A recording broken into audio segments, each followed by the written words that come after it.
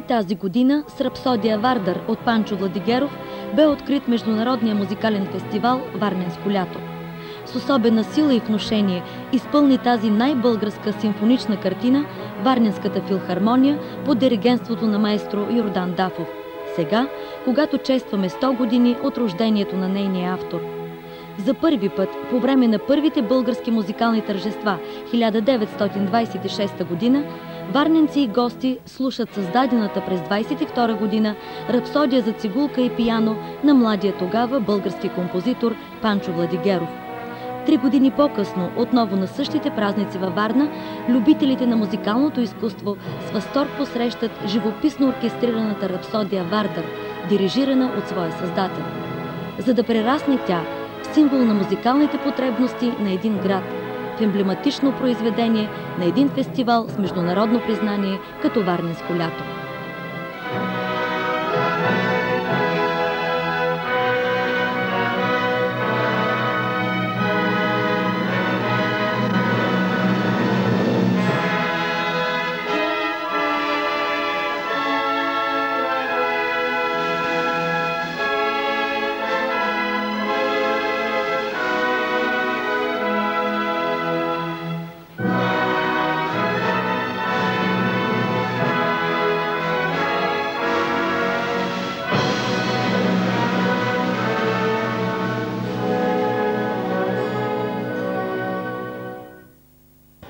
Едно от най-конвертируемите неща, което има в България, това е нейната култура и в частност нейното музикално изкуство. И сега, когато някои хора така не без успех, за съжаление, се опитат да денационализират българската култура и в частност българската музика, аз мисля, че примерът, делото, живота, творчеството на Панчо Владигеров, когато ние отбелязваме миналата с годишния юбилеен музикален фестивал във Варна, е един от най-светлите примери в това отношение. Ние сме били в Европа много отдавна. Нещата са се случвали, те са ставали. Целият проблем ние да ги знаем и да се гордеем с нашите духовни първенци. По повод 100 годишната от рождението на Панчо Владигеров казахте, че вече може да се говори за българска музикална история. Каква имахте предвид? Ами имам предвид, че нашата история не е много продължителна. Ние имаме прекрасен фолклор, имаме чудесни песни, чудесни ритми, интонации, нали? Но ние професионално музикално изкуство нямаме толкова отдавна, нали? Затова е виновна, разбира се, нашата трагична история, дума да не става. И в този смисъл 100 годишната, това, че най-големият български композитор навършва 100 години, ние наистина вече може да говорим за история на българската музика.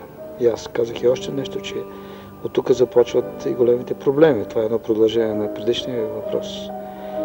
Че историята, за съжаление, не е това, което е било, а това, което знаем за нея. От времето на Паисий до сега, очевидно, българина малко знае и още по-малко се гордее със своята история. Това е една от големите беди на нашия народ. Не тайна, че вие сте един от любимите ученици на майстор Владигеров. Кой е най-яркият спомен, който ще запазите за себе си? Аз мога да говоря за Владигеров до утре.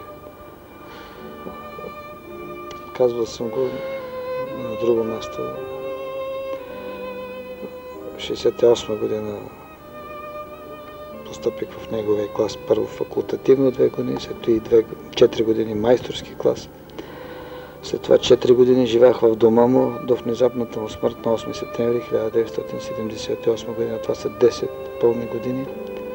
Най-красивите, най-щастливите години, бих казал, в моя живот.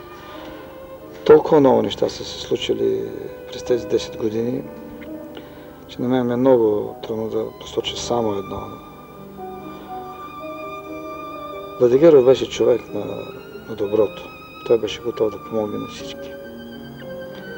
И даже неговата музика, нали, с много малки изключения, да речем в Цар Калоян или в Легенда за езерото, там тази тъмна легенда за Доеранското езеро, нали. Всичко останало така стои в една плоскост. Химново, елегичното начало, така, с една огромна любов към България, към българския народ. Той беше българин до мозъка на костите си.